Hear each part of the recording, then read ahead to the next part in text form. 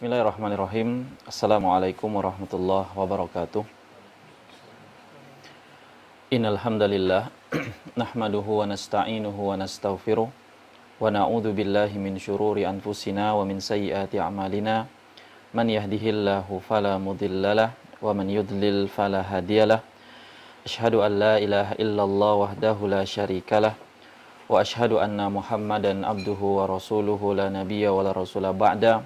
Amma ba'du, fa inna asdaqal hadisi kitabullah wa khairal hadi hadi Muhammadin sallallahu alaihi wasallam wa syarrul umuri muhdatsatuha wa kullu muhdatsatin bid'ah wa kullu bid'atin dhalalah wa kullu dhalalatin finnar. Hadirin hadirat kawan-kawan sekalian dimanapun berada yang semoga dirahmati Allah. Pertama-tama marilah kita senantiasa bersyukur kepada Allah Subhanahu wa taala atas segala karunia nikmat yang Allah limpahkan kepada kita, yang mana karunia nikmat terbesar adalah nikmat iman. Allah mudahkan kita untuk berjumpa kembali, untuk melanjutkan kembali dalam pembahasan serial dari kitab Fiqh Asmaul Husna dari karya Syekh Abdul Razak hafizahullah ta'ala. Kemudian salawat dan salam tak lupa juga senantiasa kita panjatkan kepada junjungan kita, suri tauladan kita bersama, baginda Nabi besar Muhammad sallallahu alaihi wasallam, serta kepada keluarga beliau, para sahabatnya, dan para umatnya hingga hari kiamat kelak. Kawan-kawan sekalian dimanapun berada yang semoga dirahmati oleh Allah Subhanahu wa ta'ala, sebelum kita memasuki dari pembahasan kita pada kesempatan kali ini, hendaknya kita mengingat dan reminder dari waktu yang kita hadapi pada hari ini atau pada kesempatan kali ini, yaitu tentang keagungan dari bulan haram, ya, yang mana kita masih berada di bulan haram, bulan Muharram, yang mana Allah Subhanahu wa taala lipat gandakan segala macam kebaikan, dan Allah lipat gandakan pula dari segala macam keburukan kalau kita berbuat keburukan. Maka kita perlu berhati-hati, perlu menjaga diri kita jangan terbuai oleh keadaan, oleh berita-berita yang viral, yang akhirnya kita lupa kita ini lagi dalam bulan haram, lagi dalam bulan yang penuh dengan kemuliaan, yang enggak lari dari dua hal, ya. Kalau kita berbuat kebaikan, pahala ya Allah lipat gandakan. Kalau kita berbuat keburukan dan Allah juga lipat gandakan keburukan tersebut karena dari keutamaan bulan ini. Dan semoga Allah Subhanahu wa taala senantiasa memudahkan kita beramal, tentunya mungkin di akhir-akhir bulan Muharram ini. Amin ya rabbal alamin. Kawan-kawan sekalian yang semoga dirahmati Allah Subhanahu wa taala, pembahasan kita pada kesempatan malam hari ini, ya, sebagaimana informasi kajian yang kita share atau kita sebar, yaitu tentang atau judul yang kita angkat adalah semakin kenal maka semakin mudah. Yang ini kita angkat dari pembahasan pertama yang disampaikan Syekh di sini tentang manzilatul ilmi bi asma'illahi ta'ala wa sifatihi, yaitu kedudukan ilmu, pembahasan ilmu nama-nama Allah Subhanahu wa taala dan sifatnya yang mulia. Jadi kita akan bahas tentang bagaimana kedudukan, bagaimana manzilah dari nama-nama dan sifat Allah Subhanahu wa taala yang agung dan yang mulia ini.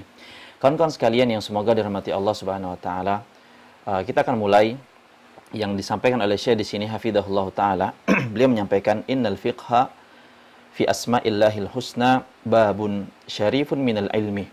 Sesungguhnya ilmu tentang nama-nama dan sifat Allah Subhanahu wa taala ini adalah ilmu yang mulia dari ilmu-ilmu yang ada.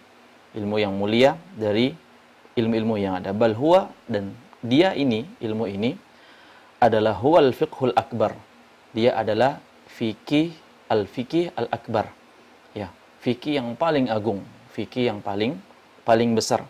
Wa huwa yadkhulu dukhulan awaliyan wa muqaddiman fi qaulihi sallallahu alaihi wasallam. Dan ilmu ini yang kita bahas ini menjadi ilmu yang pertama kali masuk dalam hadis Nabi sallallahu alaihi wasallam. Ilmu yang pertama kali, ingat pertama kawan-kawan sekalian. Bukan yang kedua, bukan yang yang bukan sekundari, enggak, tapi yang pertama, yang primer.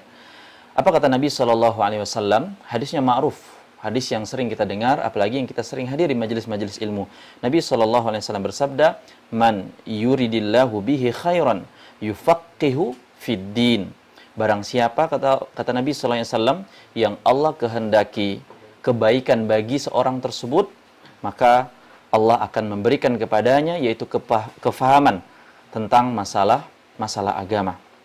Ya, ini menjadi poin pertama kita, bahwasanya ilmu Asmaul Husna ini, pembahasan nama-nama dan sifat Allah yang mulia ini adalah fikih yang besar, yang agung, yang mulia, yang mana ini masuk dalam pertama kali dalam hadis Nabi sallallahu alaihi wasallam, ketika Allah berkehendak suatu kebaikan kepada seseorang, maka Allah fahamkan dia masalah agama, masalah nama-nama dan sifat Allah Subhanahu wa taala.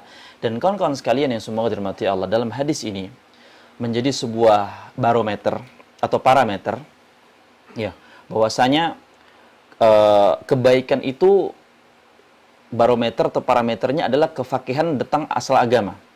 Baik gitu loh. Mungkin kalau kita buat rumus ya dalam ilmu fisika gitu kan, atau ilmu-ilmu yang lainnya, baik sama dengan paham agama gitu. Ya, baik sama dengan paham agama. Rumusnya simpel kan? Kebaikan itu adalah sama dengan paham agama.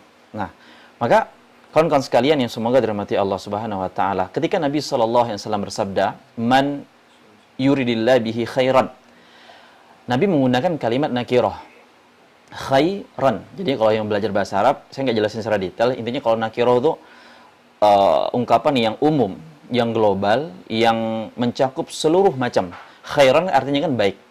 Khairan artinya baik. Jadi ketika Nabi mengatakan barang siapa yang Allah kehendaki kebaikan, khairan di sini mencakup segala macam kebaikan, apapun itu, yang sedikit, yang banyak, intinya baik semua.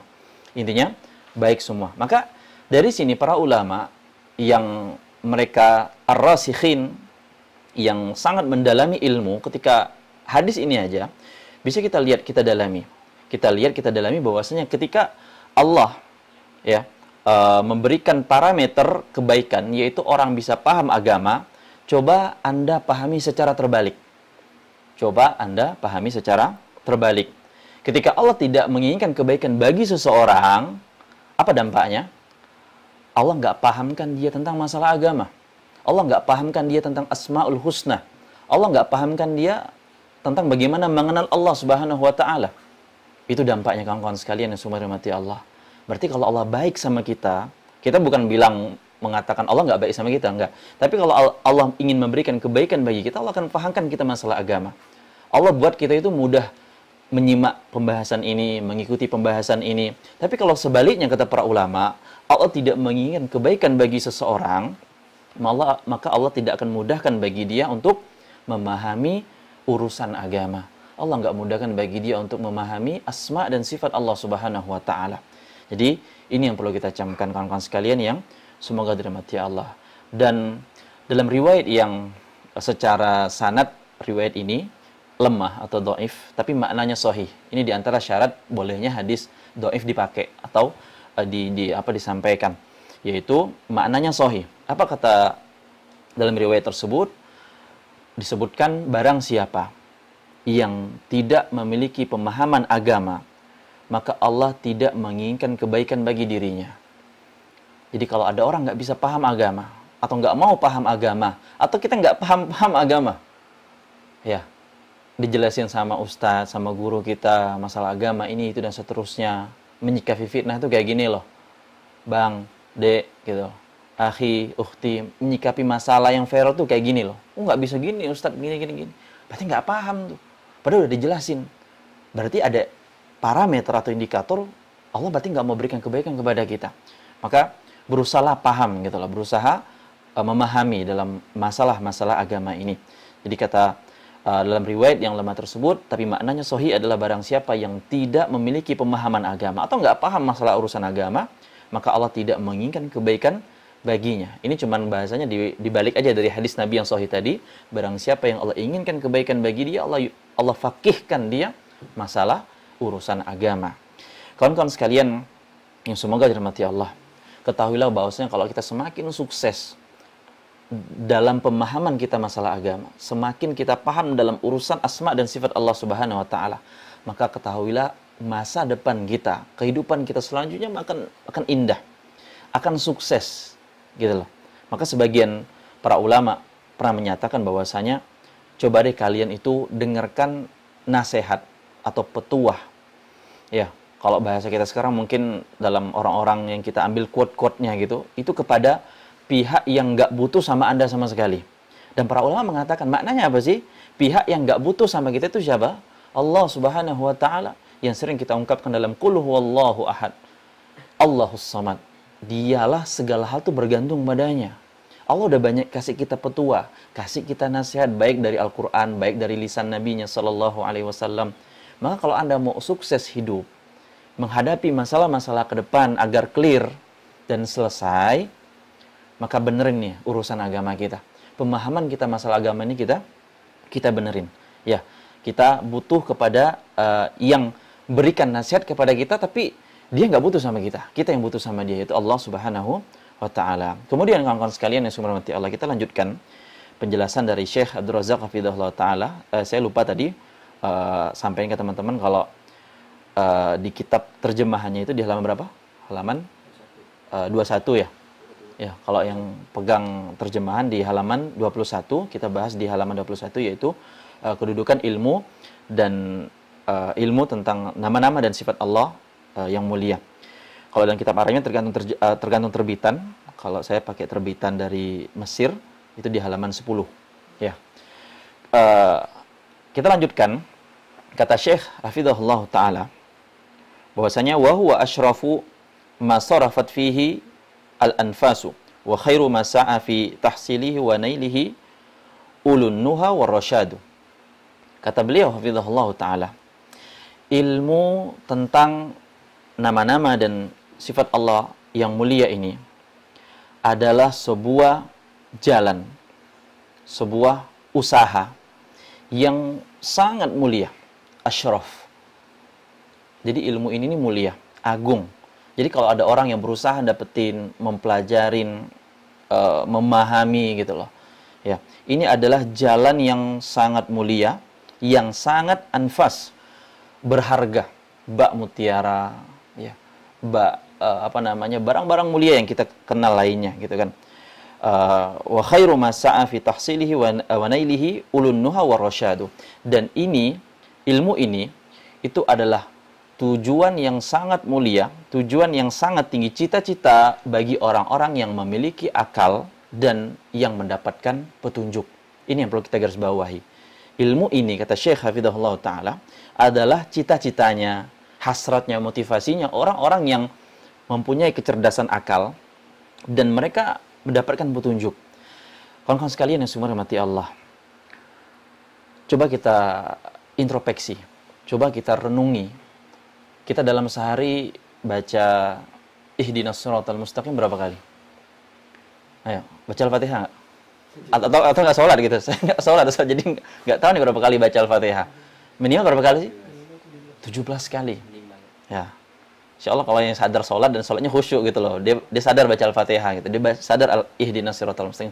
Minimal 17 kali kita mohon kepada Allah Subhanahu wa Ta'ala. Apa arti ihdinas siratal mustaqim? Apa artinya? Ya Allah, tunjukilah kami ke jalan yang lurus. Ini minimal kita mohon kepada Allah 17 kali dalam sehari. Memohon petunjuk kepada Allah, ihdinas siratal mustaqim. Ya Allah, tunjukilah kami ke jalan yang lurus. Kalau kita mungkin udah ngaji, kenal tauhid, kenal sunnah, kenal pemahaman salafus soleh, terus mau dikatakan kita tersesat gitu, kita aliran sesat gitu, ada yang ngatain kayak gitu kan? Enggak. Terus ngapain kita mohon sama Allah, ihdinas siratal mustaqim? Inilah dia, agar kita makin naik ke tingkat yang lebih lagi, yaitu sebagaimana para ulama yang mereka punya motivasi, mereka punya cita-cita, mereka punya target gitu loh. Apa target mereka? Mereka menjadi orang-orang yang kenal dengan nama-nama dan sifat Allah yang mulia, dekat sama Allah, ya, takarrub gitu loh, khauf, roja dan seterusnya. Ya, ini yang harus kita camkan.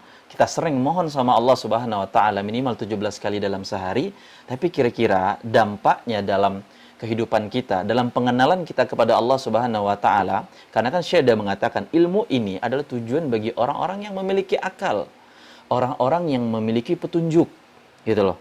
Ya, maka kalau kita kira-kira punya akal nggak nih? Kira-kira punya akal nggak? Punya, gitu loh. Kita bukan orang-orang majnun, orang-orang yang nggak waras gitu loh. Itu orang yang punya akal. Allah anugerahkan kepada kita. Makanya kawan-kawan sekalian yang dirahmati Allah, Allah Subhanahu wa taala berfirman tentang orang-orang yang nggak mau gunain hatinya, nggak mau gunain matanya, telinganya. Apa kata Allah Subhanahu wa taala? "Walaqad dzara'na li jahannama katsiran minal jinni wal ins." Subhanallah. Allah ancam dengan kami jadikan isi dari penduduk neraka jahanam itu penuh dengan golongan dari bangsa jin dan bangsa manusia. Apa ciri-ciri mereka? Kata Allah Subhanahu wa taala. Perhatikan kawan-kawan sekalian. Ini rentan banget kena kita. Ya, sebagaimana kita sekarang kan lagi wabah pandemi ini. Rentan banget juga tertular. Lah, ini kita juga rentan banget kena. Apa kata Allah ciri-ciri mereka? Lahum qulubun la yafqahuna biha. Ciri-ciri pertama mereka punya hati, tapi hati mereka tuh nggak mau faquhu gitu loh. Nggak mau memahami gitu loh. Nama dan sifat Allah, urusan agama, udah hati mereka lalai. Ya, sibuk dengan dunia, sibuk dengan urusan-urusan yang tidak ada urusannya dengan agama Allah Subhanahu wa taala. Kemudian kata Allah Subhanahu wa taala, walahum a'yunun, mereka punya mata. Mereka punya mata. Dan yang hadir di sini atau yang menyaksikan kajian ini saya yakin nggak tunanetra. Paling minimal minus gitu loh. Paling minimal silinder atau apalagi plus gitu kan. Tapi masih bisa ngelihat gitu. Tapi masih bisa ngelihat. Kata Allah Subhanahu wa taala, "Walahum a'yunun la yubsiruna biha." Mereka punya mata tapi mereka enggak ngelihat dengan mata mereka. Ya. Kemudian kata Allah sebutkan ciri-cirinya lagi, "Walahum adzanun la yasma'una biha." Mereka punya telinga. Ya. Sekali lagi saya sampaikan, kajian ini enggak ada subtitlenya. Kawan-kawan enggak pakai subtitle kan? Enggak.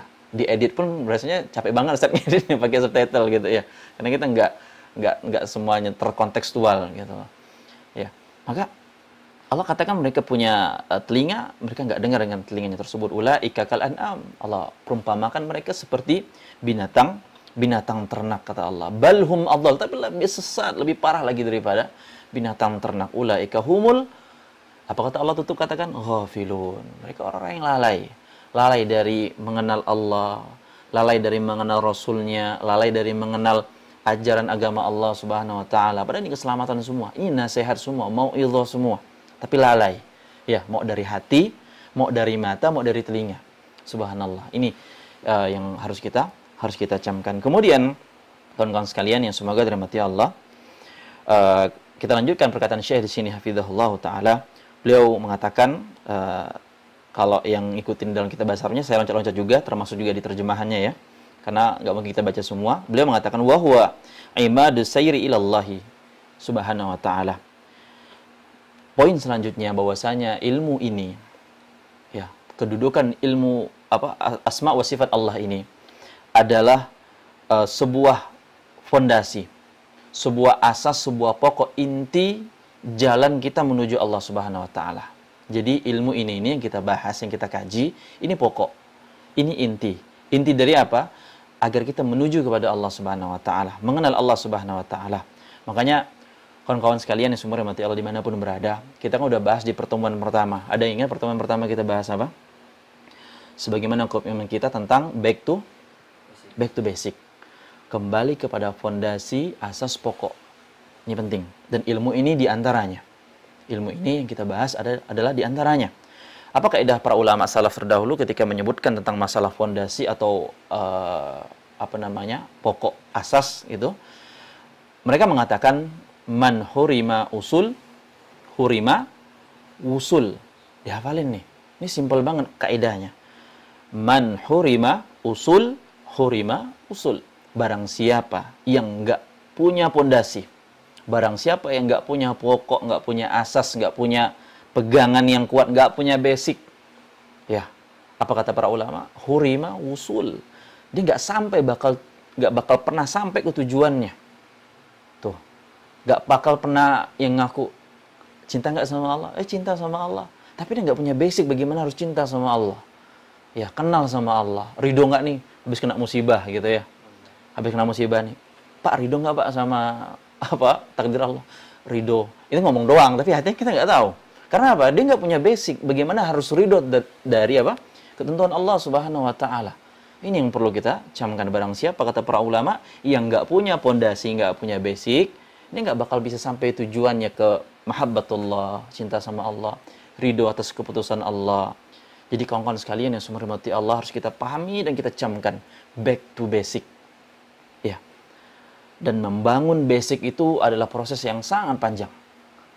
Nggak kayak balikin telapak tangan. Dan bisa dikatakan, kalau kita bangun basic itu lebih lama daripada membangun yang lain-lainnya. Ya. Sebagaimana Nabi kita Shallallahu Alaihi Wasallam itu pernah menganalogikan Islam itu seperti apa? Seperti apa? Bangunan. Buniyal Islamu ala khamsin. Islam itu dibangun di atas 5 rukun. Dibangun. Ya, jadi Nabi itu udah kasih analogi, kita ini kayak bangunan gitu loh. Agama kita ini kayak bangunan. Dalam hadis yang lain, Nabi juga mengatakan al-mu'minu lil mu'min kal bunyan. Seorang mukmin dengan mukmin yang lainnya itu seperti satu bangunan. Ya, Nabi kasihkan analogi lagi bangunan, kawan-kawan sekalian seperti Allah. Maka kalau kita bicara bangunan, ada anak arsitek di sini mungkin nggak hadir ya. Ya. Kalau kita bicara bangunan, yang harus dikuatkan dulu apa sih? Nah, yuk, pernah bangun nggak nih? Mungkin belum pernah bangun rumah tangga apa gitu. Bangun apa dah? Pondasi dulu gitu loh. Ya nggak anak arsitek aja pasti insya Allah tahu gitu kan bahwasanya harus pondasi dulu Ustaz gitu loh. Ya, harus pondasi dulu gitu loh. Dan kalau kita lihat dalam dunia arsitektur, banyak bangunan-bangunan pencakar langit. Ya nggak? Oh, banyak banget. Apalagi negara-negara Timur Tengah. Pasti mereka mempunyai proses membangun pondasinya itu lebih lama daripada membangun atas-atasnya. Saya ambil contoh. Apa bangunan tertinggi? Burj Khalifa. Ya. Berapa tingginya? Belum pernah ngukur ya? Karena bukan anak arsitek ya. Sini ada anak pertanian gitu kan, kedokteran, apalagi akuntansi sama komputer gitu ya. Ya, enggak apa-apa lah. Saya sebutin 828 meter. 828 meter. Dari mana ke mana tuh? Silakan hitung sendiri gitu ya. Dan tahu kawan-kawan sekalian, itu pembuatannya dari tahun berapa sampai tahun berapa? Itu dari tahun 2003, ya, angkat pertamanya, openingnya di tahun 2010 Januari, tahun baru. Ya, dan dia punya pondasi, dia bangun pondasi itu, tahu minusnya berapa? 58 meter. Nancep ke tanah. Kebayang? 58 meter. Ya, itu waktu paling lama mereka untuk nyelesain pondasi, baru yang nggak lamanya bangunan di atasnya. Ya. Tapi tenang aja, kita nggak bahas arsitektur di sini ya, atau Burj Khalifa, nggak. Tapi ini memberikan perumpamaan, sebagaimana analogi dari Nabi kita Sallallahu Alaihi Wasallam, ini kayak bangunan. Anda mau mengenal Allah, mau sayang cinta sama Allah, Anda harus bangun dari basic. Ya, harus bangun dari dari dasar. Ya, jadi filosofinya kayak gitu kurang lebih gitu ya. Untuk bangunan 828 meter, dia punya pondasi berapa? 58 meter. Bayangin, ya. Maka kalau antum yang mungkin udah hijrah atau mulai mau belajar agama, ya, mau istiqomah, ya kalau pondasinya cuma 1 cm, 2 cm gitu loh. Ya buku-buku mendasar biasanya nggak pernah dikhatamin, nggak pernah belajar adab, nggak pernah belajar iman, nggak pernah belajar akidah. Maka selesai urusan kita. Nggak bakal bisa istiqomah. Adanya ya balik lagi waliyadzubillah. Ya, jadi ini yang harus kita camkan bahwasanya kaidah kata para ulama, man hurimal usul, hurimal wusul. Barang siapa yang udah nggak punya basic, nggak punya pondasi, habis dah. Ya, berantakan. Ini apa? Sebagaimana kata Syekh di sini, ilmu asma wa sifat Allah ini adalah imadus sayri ilallah. Ini pondasi pokok untuk menuju kepada Allah Subhanahu wa taala. Ya, untuk sampai kepada kecintaan Allah, keridhaan kepada Allah, jalan yang lurus. Ya, dan apa-apa yang segala hal yang menuju kepada kecintaan kepada Allah Subhanahu wa taala. Kemudian kawan-kawan sekalian yang semua rahmati Allah, kita lanjutkan dari perkataan Syekh di sini, yaitu poin selanjutnya kata beliau hafizahullah,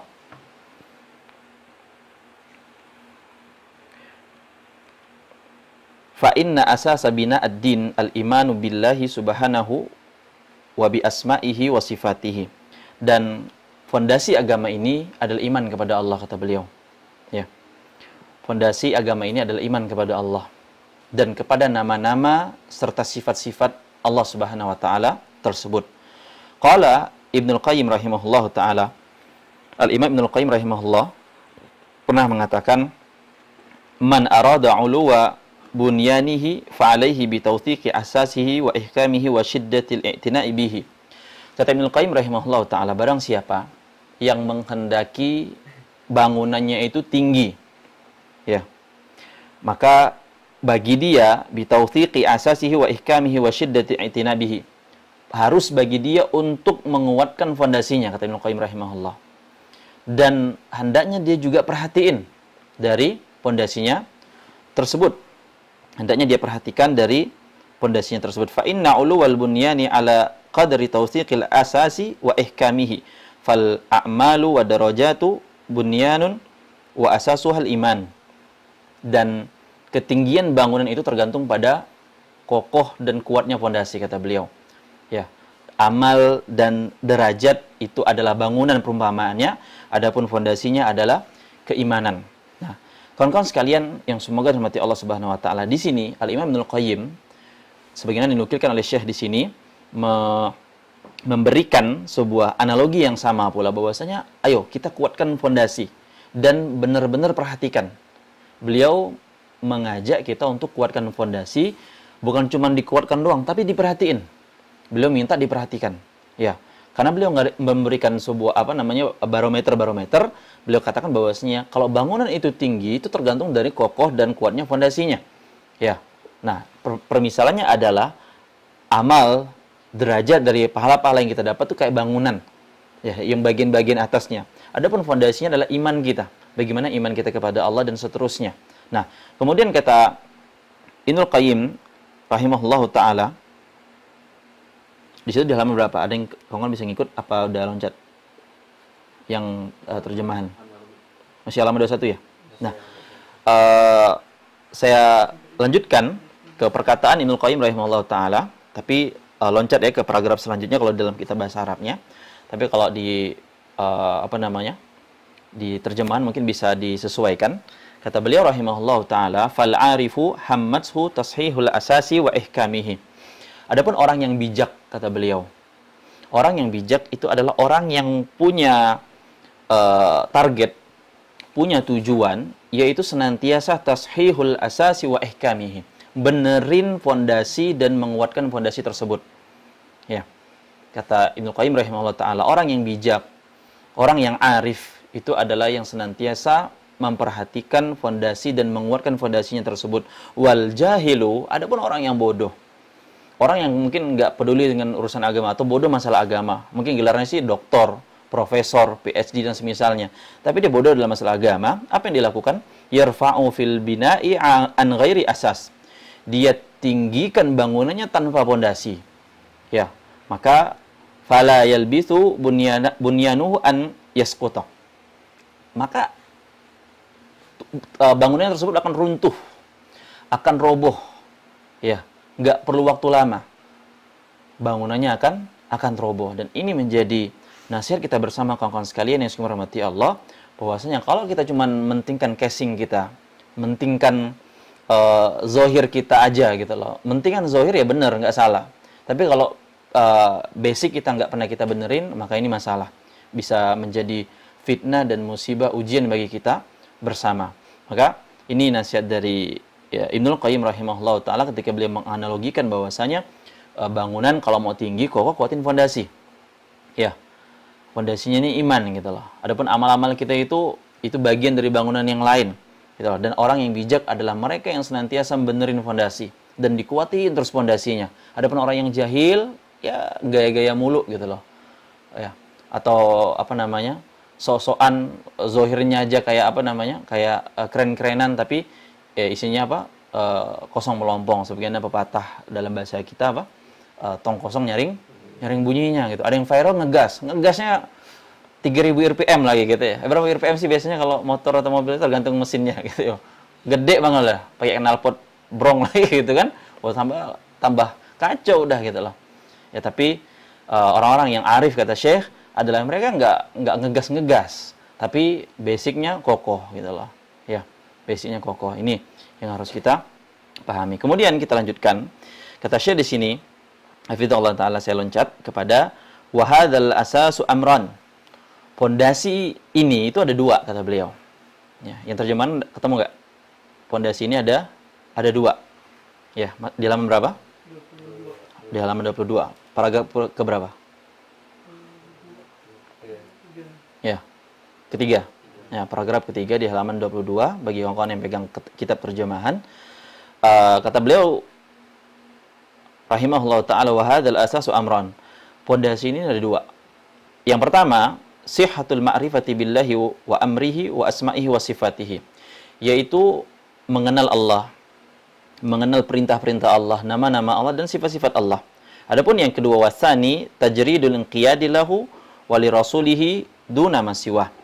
Yaitu tunduk dan patuh kepada Allah dan Rasulnya. Ini dua fondasi yang harus kita fahami atau kita perhatikan, berikan perhatian padanya. Kemudian kita lanjutkan dari perkataan yang beliau sebutkan. Ya. Jadi ini poin-poinnya, kata Ibnu Qayyim rahimahullah taala, bahwasanya ini bangunan gitu analoginya ya. Bangunan perlu diperhatiin fondasinya, dan orang yang merhatiin fondasi adalah orang-orang yang arif, yang bijak gitu loh. Adapun orang yang jahil nggak merhatiin fondasi. Nah, fondasi ini ada dua, kata Ibnu Qayyim tadi ya. Apa? Mengenal Allah, perintahnya, nama-nama dan sifatnya. Kemudian yang kedua apa? Tunduk dan patuh kepada Allah dan Rasulnya sallallahu alaihi wasallam. Nah, kita masuk ke poin selanjutnya yang disebutkan oleh Syekh di sini. Walidha kathurat dalailu fil Qur'anil Karimi al-murassikhatu li hadzal asas al-mutsabbitatu li hadzal asal. Saya lanjut ke paragraf selanjutnya, tapi nggak jauh ya. Mungkin masih di halaman yang sama dari kitab kawan-kawan. Kata Syekh Hafizahullah Ta'ala, Syekh Abdul Razak, bahwasanya banyak sekali dalil-dalil dari Al-Quranul Karim yang menguatkan dari masalah fondasi ini. Ya, jadi banyak dalil-dalil dalam Al-Quranul Karim. Kita harus perhatiin nih masalah ilmu ini. Banyak dari dalilnya. Yang kata beliau, hafizahullah ta'ala, bal la takadu takhlu ayatun min ayatihi min dzikri li asma'illahil husna wa sifatihil uliyah. Sampai-sampai semua ayat Al-Quranul Karim itu nggak pernah lepas dari penyebutan nama-nama dan sifat Allah Subhanahu wa taala. Ini yang kadang kita nggak sadar. Hampir setiap ayat Al-Quranul Karim itu pasti nggak lari dari nama-nama dan sifat Allah Subhanahu wa taala. Terus pertanyaannya, kenapa kita nggak mau belajar ini gitu loh? Terus kenapa kita nggak mau renungi ini gitu loh? Nah, ini kan apa? Penting, padahal Al-Quran yang kita baca, kita hafalkan, dan hampir setiap ayat itu ada nama-nama dan sifat Allah Subhanahu wa taala. Maka dari sinilah kata Syekh bahwasanya mimma yadullu dilalah wadihah ala ahammiyatil ilmi biha wad darurah al-massati li ma'rifatiha. Maka dari sini kata Syekh Hafizahullah taala, ilmu ini penting banget. Ilmu tentang nama dan sifat Allah ini penting banget. Dan beliau mengatakan dengan konteks darurah. Apa darurah? Ya mungkin dalam bahasa Indonesia kita paham. Apa darurah? Darurat. Kawan-kawan sekalian. Ini ilmu darurat gitu loh. Emergency gitu dia di rumah sakit. Apa? UGD apa IGD sih nama sekarang tuh? Sama aja gitu ya. Ya. Udah darurat gitu loh. Ya. Kayak orang udah lapar banget gitu kan, ketemu apam pinang gitu kan, nah habis aja gitu loh, karena udah darurat perutnya gitu. Ya, darurat. Nah, kebutuhan kita terhadap memahami nama-nama dan sifat Allah Subhanahu wa taala tuh masuk kategori apa sih? Kategori apa? Hah? Oh, ini kayak nggak sakit darurat gitu kan. Orang kira-kira kalau ada orang kena panu, kurap, kudis tuh bawa ke UGD nggak ada? Hah? Nggak kan? Oh, nggak darurat nih Ustaz. Ini ke warung aja beli kalpanak gitu kan ya. Kelar dah gitu ya. Nah, begitu juga anggapan kita terhadap ilmu asma dan sifat Allah ini. Kalau kita nggak nganggap ini darurat, kawan-kawan coba renungi. Kita ini sering nganggap darurat kalau ada tablik akbar. Ya enggak? Kita sering nganggap darurat belajar agama itu kalau ada tablik akbar. Udah darurat tuh yang dari pelosok-pelosok tuh keluaran semua gitu. Berkeluaran. Ya benar, nggak salah. Nggak salah kawan-kawan. Kita datang majelis ilmu, tablik akbar nggak salah. Bukan saya mengkritis itu semua, enggak. Cuman di sinilah kita ngelihat bagaimana kebutuhan kita nganggap ini darurat apa enggak terhadap nama dan sifat Allah Subhanahu wa taala. Tapi Syekh di sini hafizahullah taala menekankan bahwasanya kebutuhan kita memahami dari nama dan sifat Allah ini darurat, kawan-kawan. Darurat, kebutuhan yang sudah sangat mendesak untuk lima arifatiha, untuk kita kenal tahu Allah Subhanahu wa Ta'ala. Kemudian kawan-kawan sekalian yang semoga dirahmati Allah, bisa kita lihat bagaimana Syekh juga di sini menyebutkan bahwasanya penyebutan, beliau ngambil contoh di sini sampai ada beberapa ayat, ya, bisa dilihat di kitab tersebut, dari Al-Baqarah ayat ke-209, Al-Baqarah 231, ya, 233, 209, 244, 264 seterusnya itu sampai terakhir beliau mengutip firman Allah dalam surah Muhammad ayat ke-19. Semuanya Allah mulai dengan apa? Lam. Ada wa'lam, ada wa'lamu. Ya, yang maknanya adalah ketahuilah, pelajarilah, pahamilah. Ya, kita disuruh oleh Allah Subhanahu wa Ta'ala untuk memahami, mengenali, mempelajari dari Allah tutup dari ayat itu dengan apa? Azizun Hakim, bikulli syai'in alim, bima ta'maluna basir, ghafurun halim. Subhanallah. Semuanya nama dan sifat Allah dan mendesak bagi kita untuk kita tahu dan kita kenal. Ya, agar nanti endingnya apa? Kemudahan semua bagi kehidupan kita. Kemudian kawan-kawan sekalian yang hormati Allah, saya lanjutkan ke perkataan dari Syekhul Islam Ibnu Taimiyah rahimahullahu taala. Bisa dicari di situ kawan-kawan di halaman berapa? Perkataan Syekhul Islam Ibnu Taimiyah rahimahullahu taala. 24. Nah, bagi kawan-kawan yang pegang kitab terjemahan ada atau di halaman 24, ya. Kata Ibnu Taimiyah rahimahullahu taala tentang tema yang kita angkat ini, bahwasanya wal Qur'anu fihi min dzikri asma'illahi wa sifatihi wa af'alihi aktsar mimma fihi min dzikril akli wasyurbi wan nikahi fil jannah. Kata beliau rahimahullahu taala, harapnya kita perhatikan di dalam Al-Qur'anul Karim, penyebutan nama dan sifat Allah Subhanahu wa taala itu lebih banyak daripada penyebutan tentang akal, makan, syarab, minum, dan pernikahan di dalam surga. Subhanallah. 3 hal yang menjadi ambisi manusia ketika hidup di dunia. Iya enggak? Siapa yang enggak punya ambisi makan? Siapa yang enggak punya ambisi minum? Siapa yang enggak punya ambisi menikah? Gitu loh. Nah, kira-kira kalau saya tanya lagi, masalah makan, minum, dan nikah mendesak apa enggak? Darurat apa enggak? Atau ada enggak makan di sini, atau ada enggak minum di sini, atau ada yang enggak apa? Enggak mau nikah gitu. Ini hal-hal yang mendesak. Kata Ibnu Taimiyah rahimahullah taala, penyebutan nama dan sifat Allah Subhanahu wa taala dalam Al-Qur'anul Karim, ya, itu lebih banyak daripada penyebutan tentang makan, minum, dan pernikahan. Tapi pernikahan di surga, kata beliau di sini. Dan kemudian kata beliau rahimahullah, wal ayatul mutadamminatu li dzikri asma'illahi wa sifatihi a'dhamu qadran min ayatil mi'ad. Kata beliau rahimahullahu taala, ayat-ayat dalam Al-Qur'anul Karim tentang nama-nama dan sifat Allah Subhanahu wa taala itu lebih mulia daripada ayat-ayat yang berkaitan tentang hari kiamat. Ya, dan kita pahami bersama bahwasanya kalau ditanya apa sih ayat yang paling mulia? Apa ayat yang paling mulia dalam Al-Qur'anul Karim? Jawabannya ayat kursi. Ini sebagaimana dalam hadis Nabi sallallahu alaihi wasallam. Kenapa ayat kursi disebut ayat yang paling mulia? Karena dari awal sampai akhir dari ayat kursi menyebutkan nama-nama dan sifat Allah Subhanahu wa taala. Kalau ditanya, surat apa yang paling mulia? Apa jawabannya? Ummul Quran. Apa Ummul Quran? Surah apa? Al-Fatihah. Kenapa surah Al-Fatihah menjadi surat yang paling mulia? Karena di dalamnya disebutkan tentang nama-nama dan sifat Allah Subhanahu wa taala lebih banyak dibanding tentang hari kiamat. Lebih banyak daripada tentang hari kiamat dalam surah Al-Fatihah. Bisa kita renungi bersama. Jadi, kawan-kawan sekalian yang semua dirahmati Allah, kita kembali lagi bahwasanya ilmu ini, asma dan sifat ini adalah fondasi. Asma dan sifat ini adalah fondasi. Jadi saya masuk kepada poin terakhir dalam pembahasan kita ini yang saya sampaikan bahwasanya wa annahu aslun min usulil iman. Bahwasanya asma dan sifat ini adalah di antara pokok-pokok keimanan. Ya.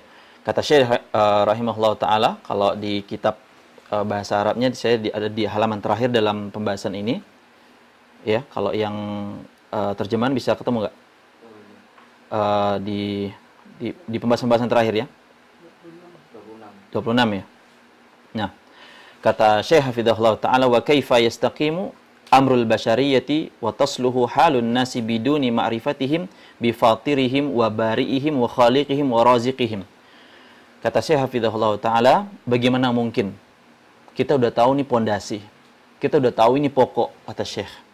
Bagaimana mungkin urusan perkara-perkara kita, perkara-perkara manusia, itu akan baik, itu akan benar, ya, tanpa biduni ma'rifatihim, tanpa kita mengenal Allah Subhanahu wa Ta'ala, ya, tanpa kita sebagai manusia ini mengenal fatirihim, penciptanya, pencipta mereka dari para manusia tersebut, wabari'ihim, yang menjadikan mereka, menjadikan bentuk-bentuk mereka, wa khaliqihim, pencipta mereka, wa raziqihim, dan pemberi rezeki kepada mereka. Bagaimana urusan kita ini bisa benar kalau kita nggak kenal kepada pencipta kita, pengatur kita, yang menciptakan dan mengatur rezeki kita. Waduna ma'rifatihim bi asma'ihil husna wa sifatihil ulia, tanpa kita mengetahui nama-nama dan sifatnya yang mulia, yang sempurna, al-kamilad dalata ala kamalihi wal jalalihi wa azamatihi, yang nama-nama Allah Subhanahu wa Ta'ala ini menunjukkan dari kemuliaan, kesempurnaan, ya, keagungan dan kemuliaan. Maka kata Syekh Hafizahullah Ta'ala, tutup di paragraf terakhir ini, walakin aktsarun nasi syaghalahum ma khuliqa lahum amma khuliqu lahu. Akan tetapi kebanyakan manusia, mereka itu terlalaikan dengan dunia daripada mereka tersibukkan dengan siapa yang mereka sembah, siapa Rabb mereka, pencipta mereka, pemberi rezeki mereka. Kita banyak lalai. Ini kata Syekh Hafizahullah Ta'ala, bahwasanya kita ini banyak sibuk sama hal yang bukan tujuan kita diciptain, gitu loh. Padahal kita seharusnya sibuk kepada pencipta kita, pemberi rezeki kita, yaitu Allah Subhanahu wa Ta'ala. Maka kawan-kawan sekalian yang semoga dirahmati Allah, kita nggak kita pungkiri bahwasanya kita ini banyak masalah, kita ini banyak problematika. Maka solusi dari semua itu adalah kembali kepada fondasi agama ini, yaitu bertauhid kepada Allah dengan mempelajari nama-nama dan sifat Allah Subhanahu wa Ta'ala. Makanya ketika Nabi kita sallallahu alaihi wasallam mendapatkan masalah atau dapatkan musibah, apa yang beliau ucapkan? Apa yang beliau katakan? Beliau senantiasa mengucapkan kalimat tauhid, la ilaha illallah, sebagaimana dalam hadis riwayat Abdullah bin Abbas dikeluarkan Imam Muslim, ketika Nabi sallallahu alaihi wasallam, anan nabiyya sallallahu alaihi wasallam kana yad'u indal karb. Nabi kalau lagi berdoa, lagi kondisinya susah nih, mepet nih, kepepet, apa kata Nabi sallallahu alaihi wasallam? La ilaha illallah al-azimul halim, la ilaha illallah rabbul arsyil azim, la ilaha illallah rabbus samawati wa rabbul ardi wa rabbul arsyil karim. Bayangin, isinya semua tauhid, isinya semua nama-nama dan sifat Allah Subhanahu wa Ta'ala.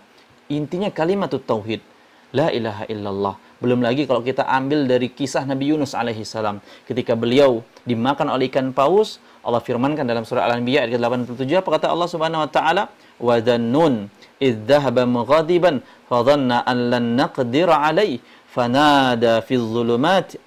Dan ketika Nabi Nuh itu pergi meninggalkan kaumnya dalam kondisi marah, ya, beliau naik kapal, kemudian kapalnya mau terombang-ambing, mau tenggelam, akhirnya apa? Diundi siapa sih yang harus dibuang, gitu kan? Sampai 3 kali undi dalam hadis Nabi SAW, siapa yang keluar? Ya, Nabi Nuh, Nabi Yunus, maaf. Siapa yang keluar namanya? Yunus. Diundi lagi, Yunus lagi. Diundi lagi, Yunus lagi. Allah yang punya atur nih. Padahal mereka nggak percaya. Yunus ini kan orang baik, Nabi gitu loh. Allah kok dia yang dibuang gitu loh. Tapi mereka akhirnya mau nggak mau buang. Akhirnya dibuang lah. Dan dia dimakan di dalam perut ikan paus. Dan fanada fi dhulumat, kata Allah. Dan Nabi Yunus ini berdoa kepada Allah dalam kegelapan-kegelapan. Kata para ulama, kegelapan perutnya ikan paus, kegelapan di malam hari, dan kegelapannya samudra. Apa doanya Nabi Yunus?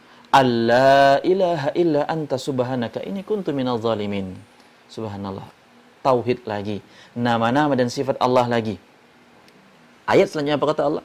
Fastajabna lahu. Kami ijabah doa Nabi Yunus tersebut. Maka solusi kalau kita mau mudah urusan kita, terurai masalah-masalah kita, adalah balik lagi nih, kenali nama-nama dan sifat Allah, kenali tauhid kepada Allah Subhanahu wa Ta'ala. Maka ini kunci dari setiap masalah, kalau kita bilang kunci dari setiap masalah apa dia? Esakan Allah. Kenali nama-nama dan sifat Allah, maka Anda akan dapat solusi dari masalah-masalah tersebut. Dan ini udah terbukti mujarab. Ini udah mujarab dari generasi ke generasi, dari setiap para nabi dan para rasul. Ya, dari Nabi Yunus sampai Nabi Muhammad SAW, resepnya sama. Apa dia? Tauhid sama Allah. Kenali nama-nama dan sifat Allah. Esakan Allah. Ini yang menjadi konsep, yang menjadi rumus gitu loh. Dan beda lagi kalau misalnya, Ustadz, teman saya kok ada baca la ilaha illallah, la ilaha illa anta subhanaka inni kuntu minaz zalimin berkali-kali, tapi kok enggak kelar-kelar urusannya, Ustaz. Kok urusannya enggak mudah-mudah. Saya mau nazar si fulana, saya udah baca la ilaha illa anta subhanaka inni kuntu minaz zalimin gitu. Berkali-kali, tapi kok enggak mudah aja nazarnya, enggak dapat-dapat gitu loh. Apa masalahnya? Ingat hadis Nabi SAW ketika beliau bersabda, "Annallaha la yastajibu du'a min qalbin ghafilin lahin." Allah enggak bakal ijabah kalau kita cuman komat kamit, kalau kita cuman ucap-ucap aja di bibir tanpa kita pahami, tanpa kita renungi dari doa tersebut, ya, tanpa penghayatan, maka Allah nggak bakal urai masalah kita, Allah nggak bakal kasih solusi dari setiap masalah kita. Apalagi kita kenal Allah, ya kenal gitu loh, As-Sami, Ar-Razzaq, Al-Alim, Al-Khabir, tapi nggak pernah kita resapi, nggak pernah kita renungi, maka nggak akan Allah kabulkan. Beda para nabi, ketika mereka baca sekali aja, tapi mereka menghayati, mereka resapi. Makanya Allah berikan, Allah kabulkan dari hajat-hajat mereka tersebut. Ini kawan-kawan sekalian yang semua hormati Allah, yang bisa kita bahas dari pembahasan tentang kedudukan ilmu asma dan sifat Allah Subhanahu wa taala yang mulia. Semoga Allah Subhanahu wa taala berikan kepada kita kemudahan untuk mempelajari ini dari awal ini sampai selesai. Dan juga kawan-kawan yang mungkin masih belum memiliki kitab, maka masih ada kesempatan, karena kita juga masih di awal-awal untuk menabung atau berusaha mengikuti pembahasan ini dengan seksama tentunya. Demikian, wallahu alam bisawab.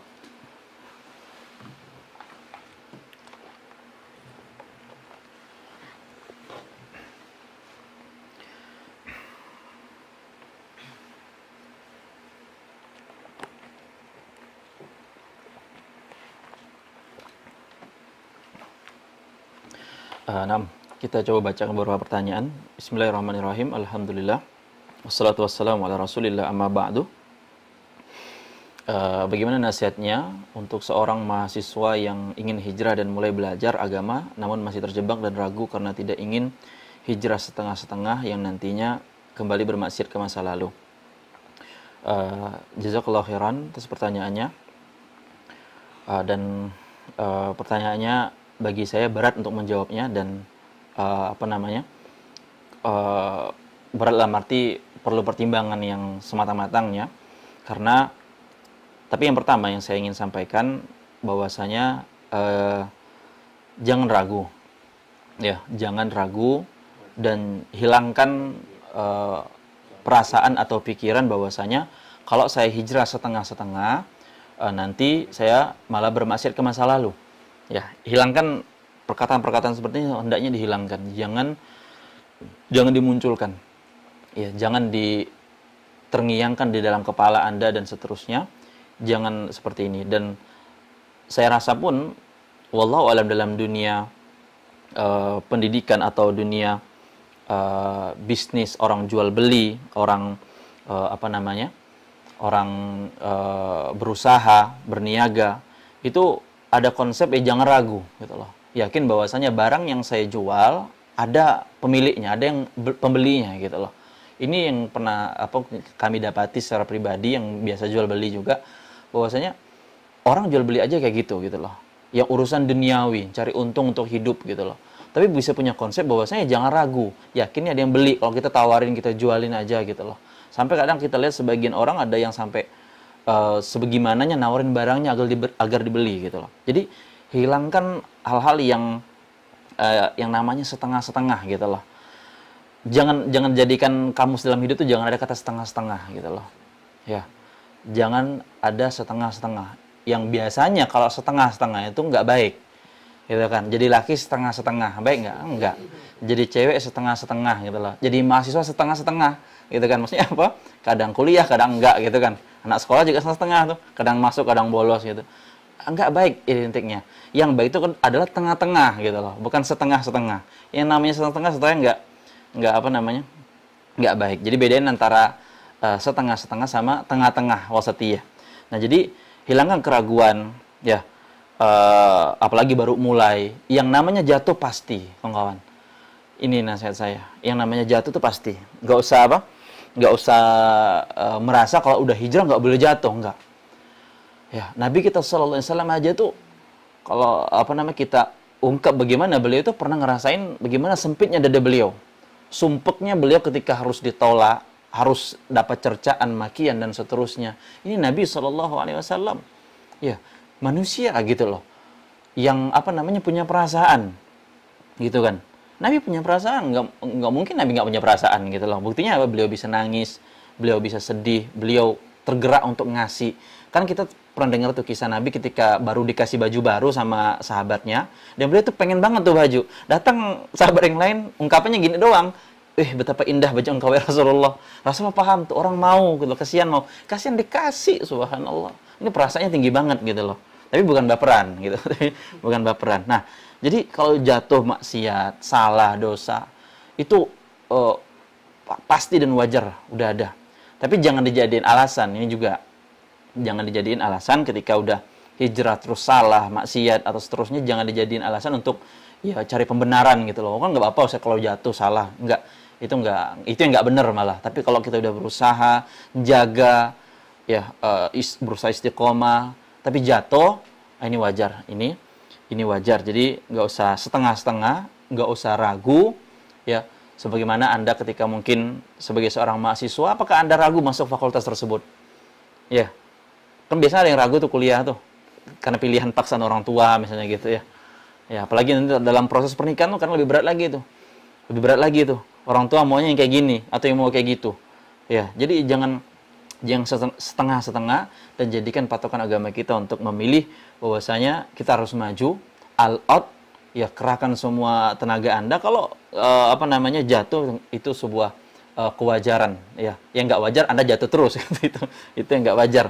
Tapi kalau jatuh bangkit lagi, maka ini insyaallah Allah akan mudahkan kita. Sebagaimana filosofi dalam anak kecil belajar berjalan, kalau nggak jatuh nggak bakal bisa jalan-jalan dia. Kalau dia nggak nubruk, nggak kesandung, nggak bakal bisa jalan-jalan. Gitu loh. Kita kalau dulu mungkin ngaji, nggak pakai rotan di plaza sama guru ngaji, nggak bakal kita bisa mengucapkan alif, ba, ta, sa, jim, kha, kha, dan seterusnya. Ya, jadi semuanya apa perlu kadang hal-hal yang apa? Yang mungkin nggak enak atau menyakitkan, sebagaimana yang Allah firmankan dalam Al-Baqarah 216, wa asa an takrahu syai'an wa huwa khairul lakum. Bisa jadi yang engkau benci. Kan benci tuh kalau jatuh ke maksiat lagi, kembali kepada hal yang buruk lagi, kan nggak ada yang senang. Tapi ini beginilah hidup gitu loh ya, yang harus kita pahami seperti itu. Wallahu a'lam bishawab. Kemudian yang selanjutnya, bagaimana caranya Ustaz untuk menghadirkan rasa khusyuk dalam menuntut ilmu dan tidak mudah lupa, Ustaz? Ya, jazakallahu khairan atas pertanyaannya. Dan ini juga pertanyaan yang berat menurut saya, karena saya bukan orang yang pasti udah khusyuk, juga bukan orang yang udah pasti nggak mudah lupa, dan saya orang yang banyak lupa tentunya. Nah, ini banyak nasihat-nasihat dari para ulama tentang masalah ini, bagaimana rasa khusyuk. Kalau dari saya pribadi yang ingin saya sampaikan kepada kawan-kawan sekalian adalah tanamkan rasa apa namanya, rasa kenal kita kepada Allah lebih dalam. Semakin kita kenal kepada Allah, insya Allah semakin khusyuk, semakin bisa nikmatin, semakin bisa fokus, gitu loh. Kalau kita nggak kenal, ya nggak bisa fokus, nggak bisa khusyuk, dan nggak bisa nikmatin. Ya, ini yang harus kita camkan. Makanya bagaimana menghadirkan rasa khusyuk, kenalin lebih mendalam, gitu loh. Kenapa orang pacaran tuh walaupun digelap-gelap gitu kan, diremang-remang, banyak nyamuk apa gitu loh, kok bisa khusyuk gitu loh? Hah? Karena dia mendalami, mengenal dari pasangannya tersebut walaupun haram gitu kan. Ya. Begitu pula Anda ketika kenapa kok rasanya majelis ilmu atau tentang masalah agama kok rasanya khusyuk tuh susah gitu loh. Mau fokus tuh susah. Kita kurang kenal gitu loh. Kita kurang kenal bagaimana para ulama belajar. Ada yang nahan kencing, ada yang nggak berani ngerot pensil di majelisnya, ada yang nyatet di tulang, ada yang nyatet di kertas-kertas bekas. Oh, kok kita dengar kayak gini dan menggugah hati kita, subhanallah. Gimana nggak buat kita khusyuk lagi, Ya kecuali hati kita batu kali gitu ya. Dengar itu aja nggak ngelunakkan diri kita. Ini yang harus kita camkan untuk menghadirkan rasa khusyuk. Kenali dari apa yang Anda hadapi, maka Anda insya Allah bisa khusyuk. Sebagaimana dalam dunia kerja, kalau nggak salah saya, yang pernah saya dengar, cintai kerjaan Anda gitu loh. Kalau Anda tuh biar nggak berat dengan apa yang Anda kerjakan. Kalau Anda nggak ada rasa cinta kepada majelis ilmu, nggak ada rasa cinta terhadap Allah dan Rasulnya, maka berat untuk untuk bisa khusyuk. Dan adapun tidak mudah lupa, ini wallahu alam yang saya tahu tergantung dari kemampuan masing-masing. Karena Allah nggak ciptain kita semua cerdas gitu loh, kayak Einstein gitu, atau siapa tuh siapa yang ilmuwan fisika abad ini yang baru meninggal? Stephen Hawking. Nah itu kan walaupun cacat ya nggak salah ya, tapi pinternya luar biasa gitu loh. Atau siapa Microsoft itu saya lupa, Bill Gates, pinter ya, sama kayak yang punya iPhone, Apple, siapa, Steve Jobs. Nah itu kan orang pinter, nggak salah kan ya, pinter banget, walaupun mungkin akademis dalam dunia kuliahnya macam-macam lah. Tapi intinya Allah ciptain kita dengan berbagai macam karakter kita, ya kemampuan kita masing-masing dan semisalnya. Jadi Anda berusaha mengasah, mungkin misalnya nih, antum ngapalin juz 30, kelupa mulu, mau juz 9 aja nggak bisa Ustaz katanya gitu, asli sering kelupa. Tapi antum istiqomah, serius, fokus, dan ikhlas sama Allah, ya nerima gitu sama Allah. Ya Allah, Engkau beri kemampuan kepada aku ya segini, aku juz 30 aja nih sering lupa, ngulang mulu, mau maju 29 nggak maju-maju, sedangkan teman tuh udah 29, 28, 27 terus. Tapi rupanya ujub, rupanya dia bangga diri dengan hafalannya banyak. Temennya yang tadi ini kayak bego banget rasanya gitu loh, nggak bisa hafal, tapi di situ Allah muliakan dia gitu loh. Wah, ini yang harus kita kira-kira kita bersyukur apa kita sedih. Tapi banyak kita sedih gitu loh, ngeliat realita kita ini kok menyedihkan banget gitu loh Ustaz. Saya cuma 30 nggak maju-maju, teman-teman udah 29, 28, 27. Tapi ketika antum di situ aja, stuck di situ, tapi rupanya Allah pengen antum ya di situ gitu loh. Dengan kemampuan antum, Allah terima keikhlasan antum gitu kan. Rupanya teman antum yang makin naik, rupanya ikhlasnya makin kurang gitu kan. Ya sebagaimana kita bahas pada pertemuan yang lalu, ketika orang yang gelarnya nggak ada gelar sama yang udah S3, potensi ujubnya besaran mana? S3. Syekh yang udah profesor aja di sini nggak mau kan disebutin profesor gitu loh. Nah ini yang harus kita camkan. Jadi masalah lupa atau nggak mudah lupa, kembali kepada kemampuan kita. Kalau mau asah silakan asah. Itu banyak metodenya yang saya tahu, wallahu alam, bagaimana melatih ingatan, dan banyak metode para ulama, misalnya menghafal di waktu subuh, ya di waktu subuh atau sepertiga malam terakhir. Sebagian para ulama belajar gitu loh. Itu dilatih, dan juga kayak konsumsi kismis, ini diantaranya. Jangan berarti ketika saya makan kismis kok nggak apa-apa gitu. Nggak bisa gitu juga gitu ya. Jadi ini cuman metode-metode saja. Wallahu a'lam bishawab.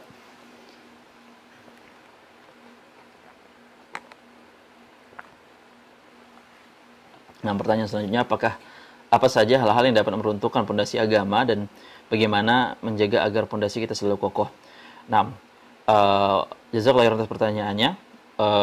Adapun yang meruntuhkan pondasi agama, saya lebih cenderung kepada apakah mungkin masuk pertanyaan ini kepada meruntuhkan keislaman seorang atau membatalkan keislaman seorang. Nah, itu kan ada tuh, itu udah parah banget sih kalau udah kayak gitu. Meruntuhkan pondasi agama. Yang menurutkan la ilaha illallah itu membatalkan la ilaha illallah, entah dia murtad atau dia ngolok-ngolok agama atau hal-hal yang lain. Itu ada dalam pembahasan nawaqidul Islam, pembatal keislaman seseorang. Dan bagaimana menjaga agar pondasi kita selalu kokoh? Ya udah disebutin Syekh di sini. Ayo belajar, kenalin pelajaran-pelajaran mendasar ini agar selalu kokoh. Makanya para ulama senantiasa menasihatkan kita untuk belajar ya tauhid. Ini pelajaran tauhid kayak gini nih kita belajar. Ya agar selalu kokoh gitu kan. Yang namanya pondasi kalau senantiasa diperhatiin, dijaga, insya Allah akan terjaga dan kokoh. Ya, yang namanya hal mendasar kalau dijaga dan dikokohkan, insya Allah akan kokoh. Jadi diperhatiin terus, itu di antara solusinya menjaga agar pondasi kita selalu kokoh, diperhatiin terus. Jangan pernah lupa walaupun sedetik pun dalam kehidupan kita. Dan endingnya semoga dalam kehidupan kita Allah wafatkan kita dalam keadaan bertauhid kepada Allah Subhanahu wa taala. Karena Nabi kita SAW sudah menjamin barang siapa yang meninggal dunia dan dia mengucapkan kalimat la ilaha illallah, maka jaminannya surga. Maka ini cita-cita kita bersama. Wallahu a'lam bishawab. Yang terakhir saya bacakan, bagaimana memupuk sikap bergantung kepada Allah secara total. Jika selalu ada masalah, kembali ke Allah dengan nama-namanya. Karena saya sadar, saya terlalu sering mengandalkan diri sendiri. Ataupun jika ada masalah, langsung terpikir siapa yang bisa bantu saya. Nah, jazakallahu khairan atas pertanyaannya, atau pertanyaan terakhir ini. Wallahu alam, yang pernah saya sampaikan pada pertemuan yang lalu tentang hal seperti ini juga, yaitu tentang bagaimana mengaitkan atau senantiasa bergantung sama Allah Subhanahu wa taala. Jawabannya, seberapa kenal kita sama Allah. Seberapa kenal kita sama Allah, disitulah indikator sebergantungnya kita sama Allah Subhanahu wa taala. Makin kita nggak kenal atau kenalnya setengah-setengah doang, maka makin jauh rasa bergantung kita kepada Allah Subhanahu wa taala. Dan kalau kita udah sadar kalau kita terlalu banyak mengandalkan diri sendiri, kurang bergantung sama Allah, walaupun dalam hal kecil yang kita bahas pada pertemuan sebelumnya, para ulama walaupun garam, walaupun sendal putus, itu gantungnya sama Allah Subhanahu wa taala. Gitu loh. Nah, saya ambil analogi pada pertemuan yang lalu, ban bocor, hampir sebagian besar kita ingatnya tampil ban, gitu kan. Atau ban bocor nih, tenang aja, tubeless katanya gitu kan. Nah, dan berbagai macam dalih yang lainnya. Tapi intinya itu gara-gara apa? Gara-gara kita nggak kenal sama Allah atau kurang kenal dengan Allah Subhanahu wa taala. Itu yang saya rasa bisa saya sampaikan. Semoga yang sedikit ini bermanfaat, kurang lebihnya saya mohon maaf, dan segala kebenaran datang dari Allah Subhanahu wa taala. Adapun kesalahan dan kekurangan maka dari diri saya pribadi, dan saya mohon maaf kepada kawan-kawan sekalian, dan kita tutup majelis kita dengan doa kafaratul majelis. Subhanakallahumma bihamdika asyhadu an la ilaha illa anta astaghfiruka wa atubu ilaik. Wassalamualaikum warahmatullahi wabarakatuh.